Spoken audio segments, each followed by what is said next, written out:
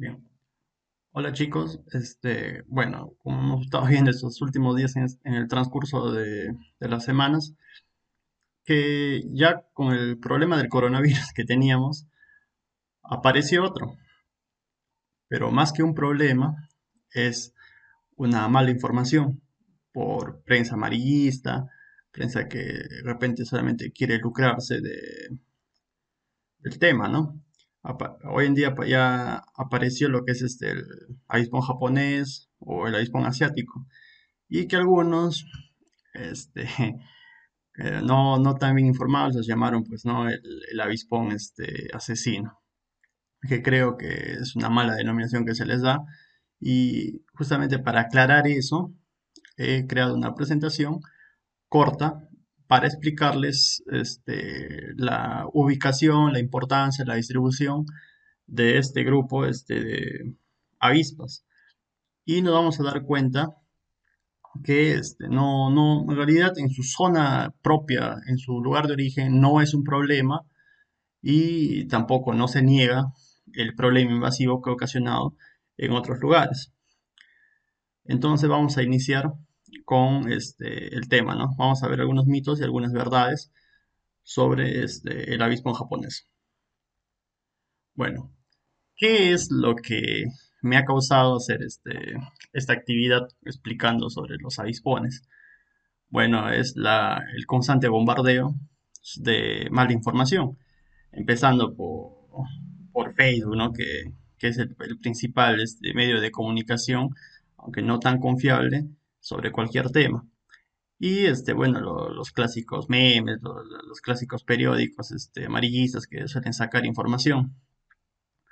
Incluso, como siempre, ¿no? Sacando a los Simpson como los pitonizos, los profetas del momento. Bueno, para poder entender sobre el avispón japonés, avispón gigante, hay que entender dónde se ubica, hay que entender su clasificación, su distribución. Más que hacer una clase biológica o entomológica pesada, lo voy a tratar de resumir de una manera sencilla. Y pese a que se ve engorroso, el cuadro es bastante práctico para que entiendan. Así que no se asusten. A ver, vamos a empezar. Ya. A ver, los avispones se encuentran dentro de un grupo llamado himenópteros. Los himenópteros este, va a comprender entre los más conocidos a las abejas, las hormigas, las avispas y los abejorros. Son los más conocidos dentro de este grupo, los himenópteros. Bueno, su nombre viene de himen, que significa membrana, y pteros, que significa alas, o sea, alas membranosas. Clásicamente, hoy en día ya no se acepta, se han dividido en dos grupos. El suborden Symphita y el suborden Apócrita. El suborden Symphita son avispas primitivas, avispas que van a carecer de la cintura clásica o la cintura de avispa que se suele describir siempre, ¿no? Esa cintura que pues, imaginemos que esto es el tórax de una avispa y acá hay como una especie de peciolo y acá empezaría el abdomen, ¿no? O sea, no va a tener esta constricción, sino va a ser recta, como pueden ver aquí. Son avispas primitivas que ya se registran desde Triásico. Por otro lado, tenemos al suborden Apócrita, que va a contener a los aculeados y a los parasíticos. Los aculeados van a ser los que tienen aguijón o la lanceta que lo suelen llamar, y los parasíticos van a tener también una especie de aguijón, pero que se le conoce como ovopositor. Y su función no es defenderse, o sea, no pican, sino es depositar el huevo dentro de ciertas estructuras, ciertos animales o ciertas plantas, mientras que los aculeados es ese opositor, pero modificado para el ataque y la defensa, ¿no? Es un pequeño aguijón. Es el suborden más diverso. Vamos a encontrar desde las avispas clásicas, como puedes ver aquí, estas avispas cazadoras de animales. Esta creo que es una avispa esmeralda, cazadoras de cucarachas. Acá tenemos, por ejemplo, a una hormiga, ya muy conocida, que sí está muy emparentada con las avispas, o estas avispas parasíticas, como esta de acá, o esta otra que es del grupo Chalcidoidea, y así, ¿no? Sucesivamente, es el grupo más variado del grupo de las avispas. Ahora, en el mundo ecológico, los himenópteros son uno de los grupos más diversos a nivel mundial y va a estar dentro de los cuatro más diversos. Bueno, se considera el más diverso a coleópteros, luego a lepidópteros y a dípteros. Los coleópteros son los conocidos escarabajos, aquí están las mariquitas. Están también los ciervos voladores, los escarabajos rinocerontes, los peloteros, que bueno, son los más conocidos. Entre los lepidópteros vamos a tener a las mariposas diurnas y a las polillas, ¿no? Que son uno de los grupos más variados, especialmente las polillas, pese a que no se les conoce muy bien. Y por último, tenemos a los dípteros, que son las moscas, mosquitos, zancudos, las zancudas. Tenemos ahí a las moscas grullas. Entonces, todos esos grupos son los dípteros. Ya. Los entomólogos lo prefieren clasificar a las avispas en 21 superfamilias, es decir, 21 agrupaciones de familias. Entre las más principales vamos a tener a Apoidea, que es el grupo de las abejas. Apis mellifera es la abeja melífera la que consumimos, la que sacamos miel típicamente. Silocopa, que es el abejorro carpintero. Justamente acá vemos una imagen de este abejorro de acá, negrito, que es muy popular en, en las zonas donde hay el ágave, o también conocido como maguey, ¿no? Por otro lado, tenemos, por ejemplo, otro tipo de superfamilia, por ejemplo, Chalcidoidea, una superfamilia de avispas parasíticas muy pequeñas, muy pequeñas. Hay especies que son más pequeñas que un protozoario, sí, sí, o sea, más pequeñas que una célula. Tenemos al grupo Vespoidea, que es el que vamos a analizar hoy día. Tenemos al grupo Ichneumonidae, que es un grupo también de avispas parasíticas muy importante para el control de plagas en agricultura. Y bueno, las demás, ¿no? Que no vienen al caso mencionarlas. Dentro de Apoidea, como les menciono, vamos a tener Apis mellifera y Silocopa, entre otras más. Dentro de Vespoidea tenemos a las Formicidae, que si lo traducimos sería básicamente las hormigas. Dentro de acá están todas las hormigas del mundo. Si nos damos cuenta, se emparenta mucho con las avispas. Mutilidae sería el grupo de las hormigas terciopelo o felpudas, que son muy conocidas porque o sea, hace poco se publicó una foto de la hormiga panda, ¿no? Entonces es muy conocida por eso. Y las Pompilidae porque son las cazadoras de araña. O atrapan una araña, inyectan el veneno, las paralizan y ponen un huevo dentro de su cuerpo y las entierran, ¿no? Entonces, de esa manera controlan también la población de arañas.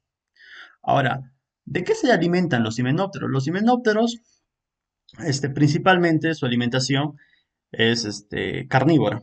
La mayoría de avispas son carnívoras. Hay algunas especialistas, como el grupo Apoideas de las abejas, de abejorros, todo eso se especializaron en consumir otro tipo de fuente alimenticia. Como por ejemplo, se han vuelto consumidores de flores, néctar. Pero no todo es o sea, consumir solamente el néctar, ¿no? Sino también obtienen otros productos, como por ejemplo las resinas. No solamente las resinas se usan para hacer sus nidos, sino también otros las consumen. El polen, que también es conocido. Algunas especies, especialmente las abejas solitarias, consumen aceites esenciales. O sea, no todos es consumir solamente néctar de la flor, sino también consumen aceites esenciales, resinas. Otro dato importante dentro de su alimentación, como les decía, la mayoría son carnívoras, predadoras, y de ellas hay que tener en cuenta que de todo el grupo de himenópteros, las larvas son un 75% parasíticas. Eso quiere decir que los himenópteros son los mejores controladores de plagas.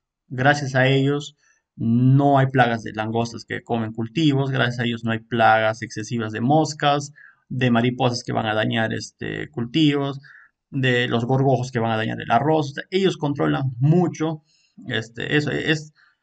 Dentro de todos los insectos son los mejores controladores y se puede decir que el mejor ayudante del agricultor, el mejor ayudante del jardinero, porque van a controlar mucho las plagas. Ahora, como dato extra, estamos hablando aquí de su comportamiento biológico, irónica, esto me enteré recién hace poco. Hay un grupo de abejas, el Coletidae, acá, bueno, acá se movió Coletidae o Colétides, tienen una capacidad interesante, que sus nidos los recubren con plástico, con poliéster. O sea, quiere decir que el humano no es el que creó por primera vez el plástico, sino fue un tipo de abeja, los colétidos, que crearon el poliéster, que es un tipo de plástico para recubrir sus nidos. Acá se puede ver, ¿no? Una pequeña capita con una bolsita está cubriendo. Es un dato interesante, ¿no? Ya, entrando dentro ya de los véspidos, va a tener hay que tener en cuenta tres subfamilias. En realidad, dentro de Vespidae hay más subfamilias, en promedio creo son unos siete, pero esos tres son importantes porque morfológicamente se van a parecer mucho, van a tener comportamientos similares y bueno, puede causar cierta confusión o temor si no sabemos. El grupo Eumenidae es un grupo de avispas alfareras, es decir, hacen sus nidos de barro. Muchas de ellas hacen preciosos nidos de barro. O sea, cualquiera podría decir que son obras humanas, pero son preciosas, preciosas maneras de cántaros, a maneras de ollas y de otras vasijas increíbles, increíbles. Incluso algunas tienen como pequeños iglúes, sus casitas de barro, son la familia Eumenidae. El otro grupo es Polisnidae, que va a ser nidos de papel. Y Vespidae también va a ser nidos de papel. No es una regla lo que les voy a decir, pero Polistinae suele hacer nidos abiertos, así como estos. Esto es frecuente, por ejemplo, encontrar en los cerros de zonas áridas. Y Vespinae suele hacer nidos cerrados, o sea, los recubre con una capa de papel. Ellos qué hacen, cogen la corteza de árboles, lo mastican y lo convierten en papel y con eso hacen sus nidos. Ahora, el avispón asiático está dentro del grupo Vespinae y va a contener más o menos, el género Vespa va a contener unos 22 especies aproximadamente. Y el papel importante de este grupo de avispas va a ser el control de predadores. O sea, estas avispas cuando están en su zona ecológica, que es principalmente el continente asiático y algunas como Vespa germánica, Vespa orientalis, sí están presentes en Europa. Mientras que se mantengan en esta zona, van a cumplir un papel ecológico importante, que es el control de predadores, que pueden dañar los cultivos, por ejemplo. O sea, en cierto modo cumplen una función importante. El problema es cuando estos véspidos salen de su zona, como cualquier otra especie. Ejemplos clásicos les podría decir, por ejemplo, que han salido de su zona y han sido una destrucción ecológica, son, por ejemplo, las ratas. Las ratas, especialmente en países que tienen a ser islas, como Madagascar, Nueva Zelanda, todo lo que son Papúa Nueva Guinea, la Polinesia, Micronesia, ha causado problemas graves, especies que están al borde de la extinción por culpa de las ratas. El mismo efecto de las ratas es los gatos. Los gatos son una de las plagas más importantes, y dañan a lo que son las aves, más que nada, aves y roedores nativos. Los perros, ni qué decir, en Australia han sido un factor importante para la extinción, por ejemplo, del tilacino. Entonces, pese a que hoy en día no estamos con la moda pues, de adoptar perritos y todo eso, no nos damos cuenta a veces el impacto que pueden causar en un ecosistema cuando su población excede, pues, ¿no? Tanto de perros, gatos, ratas. y otras especies. Para definir una especie invasora, hay un concepto ya por consenso que es aquella cuya introducción o disminución fuera de su distribución natural, pasado o presente, constituye una amenaza para la diversidad biológica. Eso es lo que les digo. Por ejemplo, las ratas y los gatos en Nueva Zelanda han sido un principal problema para el cacapó, que es una especie de loro que no vuela y está al borde de la extinción por eso. Entre las 22 especies de, de estas vespas o avispas asiáticas, ya ha habido invasiones antes fuera de su área. O sea, esto no es nuevo que están llegando acá los avipones asesinos, ¿no? Eso no es nuevo. Popularmente se los conoce como los avipones japoneses o asiáticos a estos dos, bueno, por documentales, ¿no? Que se ve en History, Nat Geo y todo eso, pero no son los únicos. Un problema que, por ejemplo, en el 2013-2019 en España fue justamente Vespa orientalis. En Canadá ya también hubo una invasión. No es la primera vez, eso es lo que está ocurriendo en lo que es el norte blanco. Ya Vespa Silima ya invadió con lo que es Canadá. Vespa germánica, es más, eso es lo más irónico. Vespa germánica, por ejemplo, invadió lo que sería la parte sur de Sudamérica, o sea, lo que es Chile y lo que es Argentina. Ya hubo presente en 1997. Lo bueno es que esta no fue tan invasora, se adaptó en cierto modo y se pudo controlar. En España también la primera invasión se controló, otra vez una nueva invasión hubo, que está desde el año pasado que se registró, está siendo controlada. Pero ¿cómo ocurren estas invasiones? Como una avispa nativa, que es de Asia, cómo sale a otros continentes, ¿no? África también es afectado, Europa, bueno, y qué decir. Es porque eh, los himenópteros tienen en su cópula tienen una actividad que se llama el vuelo nupcial. Eso no son vespas, sino es un ejemplo de otros himenópteros, pero es similar.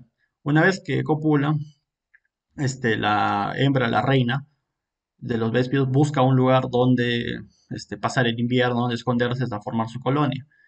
Y se ubica en cualquier lugar.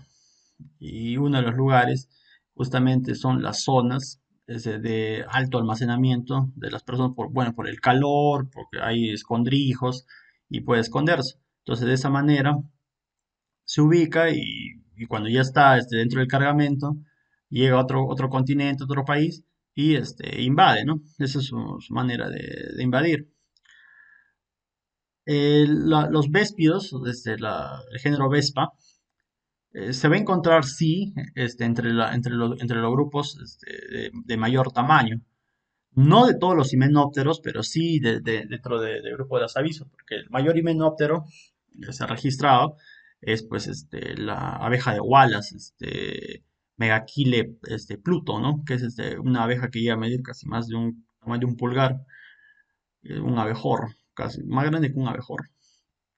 Este, pero entre los véspidos, eh, Vespa mandarinia, la reina suele medir hasta 4 centímetros, ¿no? Y los colores de presentación suelen ir entre los ocres, amarillos y negros. En cuanto a la importancia médica y ecológica, y apícola, esta es la más relevante, creo, o la más estudiada al menos por el momento, que faltan estudios ecológicos. Y bueno, la importancia médica lo vamos a ver de manera general. La introducción de estas especies ha tenido un impacto significativo en la ecología local y económica y la salud humana, según Bergs y sus colaboradores en el 2011. O sea, sí hay una importancia en los tres ámbitos. No es tampoco algo que ignorar, pero tampoco no es algo pues, para alarmar, ¿no? Como una quinta plaga y esas cosas que suele haber. Uno, en cuanto a la importancia ecológica, se ha visto estudios en Francia que se han hecho, por ejemplo, que sí ha habido una disminución en cuanto a las abejas nativas y obviamente a la abeja melífera. Pero hay que tener en cuenta una cosa. Y eso es lo importante de no difuminar la información porque simplemente se me ocurre, porque veo. Mucho de esta disminución no solamente es porque el avispón se introdujo, sino que se introdujo parásitos. Uno de ellos, el más importante en cuanto a la apicultura, es la varroa. Es un problema mundial que, bueno, Sudamérica todavía no está tan comprometida como Europa y Asia, pero sí es un problema. Por otro lado, parte de la extinción de las abejas es nuestra culpa, el uso de pesticidas y las plantaciones en monocultivos. Bueno, los monocultivos son, pues, como en nuestro caso en Perú, por ejemplo, el aceite de palma, ¿no? Hectáreas, hectáreas, acres, que de una sola plantación, pues, hace que muchas especies no reciban los alimentos adecuados.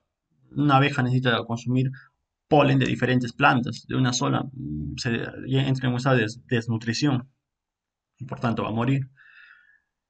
Las abejas asiáticas, sí es verdad que parte de su dieta, una gran parte de su dieta es el consumo de artrópodos y una de ellas es principalmente lo que son las abejas, abejas en general, ápidos en general, no solamente apis mellifera, ¿no? Sino abejas en general, por lo que es por eso que peligran las abejas nativas. Entonces, ¿cuál es lo importante de no difuminar así nomás o difundir la información? Así nada más es que muchas empresas que se dedican a crear pesticidas se pueden colgar de esto, o sea, pueden echar la culpa al avispón y decir que, bueno, el avispón es lo que está acabando con las abejas y ellos felices, ¿no? Siguen produciendo sus pesticidas, sus herbicidas, matando a las poblaciones de abejas, pero culpando al avispón. Entonces, hay que tener cuidado por eso en lo que se propaga como información. El otro punto es la disminución de predadores nativos o, bueno, el desplazamiento, ¿no? De muchos depredadores. O sea, en este caso competirían con avispas nativas, que ellas tienen como les mencioné hace un momento, las avispas tienen la importancia del control ecológico. Y si desplazamos a otras avispas, las plagas aumentarían. Muchos escarabajos, muchas cucarachas, muchos dípteros o moscas aumentarían y serían un problema no solamente a nivel de los bosques, sino en nuestros cultivos. Entonces, al introducir una especie, destruyes a otra y en cadena todos terminamos perjudicados y es un daño ecológico pues masivo, ¿no? Acá, por ejemplo, vemos que Vespa cabro, crabro, no piensen mal, crabro, así con una R entre la C y la A, se alimenta de diversos artrópodos y se considera un organismo beneficioso en la agricultura. Miren, un organismo beneficioso en la agricultura. Como les decía, cuando el avispón se mantiene dentro de su zona, es un gran controlador de plagas. A los agricultores les va a ayudar mucho. Entonces, no es tan diabólico como nos están pintando en estos días. Por otro lado, vamos a ver la importancia médica. ¿Ya? Una de las principales características de los himenópteros aculeados es la posesión de aguijón. Es decir, hay un grupo que son los aculeados que abarca a las abejas, las avispas y las hormigas. Todos ellos poseen aguijón. El 70% de los himenópteros no pican. Y esto es verdad. Yo muchas veces suelo cogerlos con los dedos porque conozco cuáles son los que no pican. La mayoría no pica, pero nosotros solamente conocemos, bueno, a los que pican, ¿no? Y bueno, se causa un terror y todo eso. Ahora, el esquema que les traigo acá es un esquema general, porque en realidad es lo más importante a nivel del manejo de picaduras de himenópteros. Y esto incluye tanto a una abeja, una avispa o al avispón asiático. No se escapa. Claro, tiene algunas excepciones el avispón asiático que vamos a aclarar al final, pero en general el 90% de los problemas va a ser por lo que se va a ver en este esquema. Antes de entrar a describir las presentaciones clínicas, hay que ver que los principales problemas por picado de himenópteros van a ser la abeja. Las abejas, por lejos, es la que causa las mayores picaduras y muertes por himenópteros. Las abejas, principalmente desde la introducción de la abeja, del cruce de la abeja africana, este, en Brasil, es lo que los casos han ido aumentando desde picaduras por abejas. Pero en los últimos años se hicieron nuevos estudios y se ha encontrado que las abejas africanizadas se están adaptando muy bien al ecosistema. Eran dos problemas que temíamos con las abejas africanizadas. Uno era que, obviamente, pues la agresividad con las personas. Y el otro problema era que podría haber causado un daño ecológico. O sea, pudiera haber desplazado otros ápidos. Pero no, se adaptó muy bien, es más, estimuló a otros ápidos y fue un factor importante en eso, un buen factor importante en eso. Y en cuanto a la agresión con humanos, demoró más tiempo, pero se llegó a la conclusión de que en estos últimos años ha habido menos casos de picaduras. ¿Sí es por qué? Porque se está adaptando muy bien y en cierto modo se está logrando una docilidad de la abeja africanizada.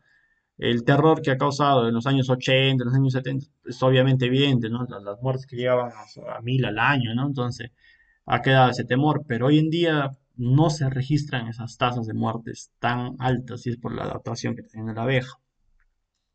Ahora, se podría decir que hay tres tipos de picaduras y lo que va a llevar a los cuadros clínicos. Es la picadura única en un paciente no sensibilizado, la picadura única en un paciente sensibilizado y lo que sería la picadura múltiple. La picadura única en un paciente no sensibilizado va a llevarnos a un cuadro, o mejor dicho, los tres nos va a llevar a lo que sería la presentación clínica local. Los tres tipos van a tener presentación clínica local. El problema de muerte es cuando se presenta sistémico, ¿no? La presentación clínica sistémica, que generalmente es en la persona sensibilizada lo que lleva al cuadro clínico sistémico. A ver, la presentación clínica local es la clásica picadura, la que puede ser de un mosquito o cualquier cosa, pero en caso de una abeja, bueno, es este tipo, ¿no? Deja un punto, una especie de umbilicado, ¿no?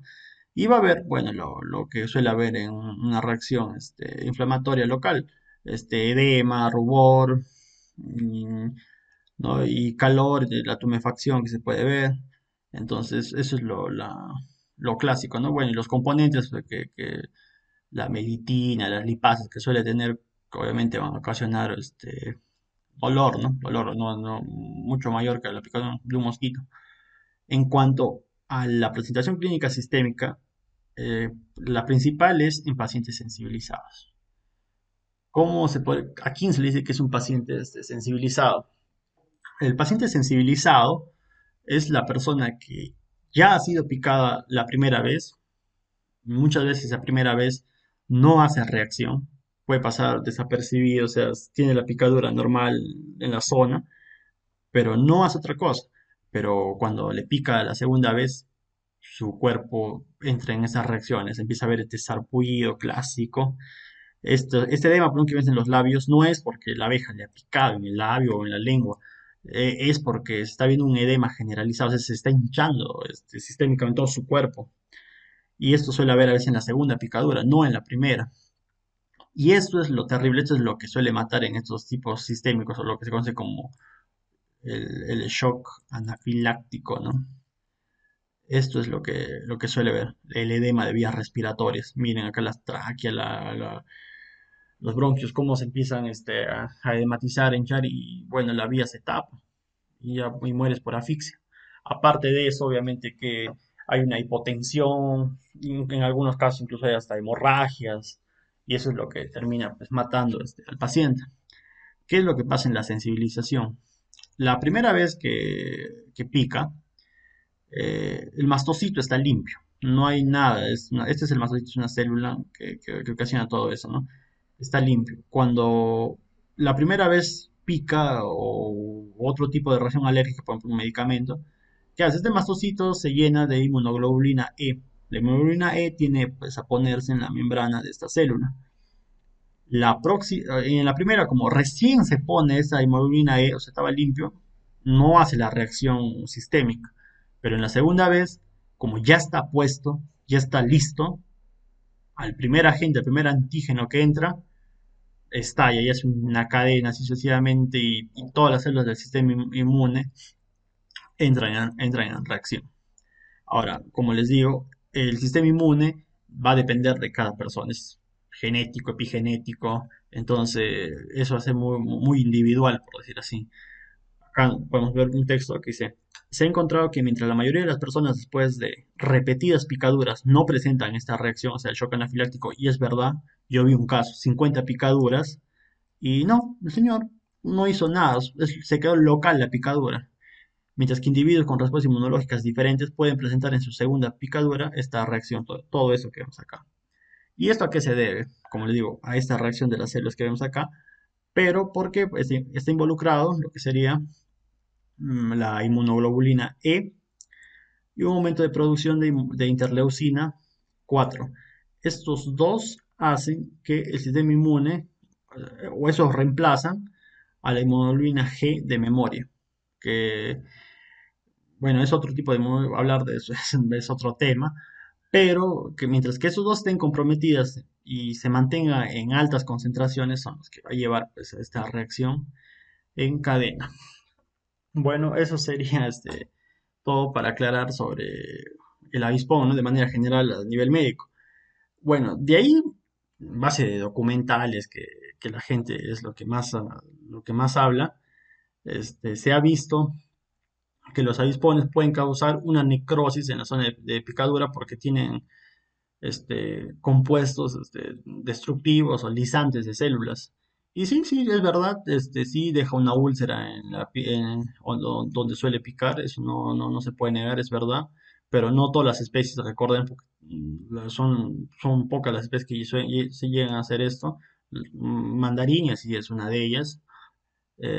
Luego tenemos el otro problema que se ha visto, aunque esto es más, no está bien documentado, el hecho de que ha habido un caso de una persona que quedó paralítica por la picadura, pero como te digo, no es porque el mismo veneno sea pues el causante, sino puede haber sido una reacción inmunológica, como el caso de Guillain-Barré. Y los problemas de Guillain-Barré son problemas inmunológicos por una reacción cruzada que se le alude más a una bacteria, el Campylobacter. Bueno, en este caso también esta parálisis que se encontró en esta persona por picadura de Vespas, es lo más probable que sea una reacción cruzada, más que el mismo hecho del veneno en sí que haya causado el problema. Eso puede haberle pasado con cualquier cosa que le haya hecho causar esa reacción cruzada, no solamente el veneno, puede haber sido cualquier cosa. Bueno, gente, eso sería todo. Espero que les agrade o al menos que les informe, ¿no? Que eso es lo importante. Y no compartir información pues que no está bien documentado. Si acá faltó algo o creen que está mal algo, bueno, ya saben, siempre sus reclamos son importantes, es la única manera pues, de hacer ciencia, ¿no? Siempre corregir lo que está mal. Bueno, eso sería todo por ahora.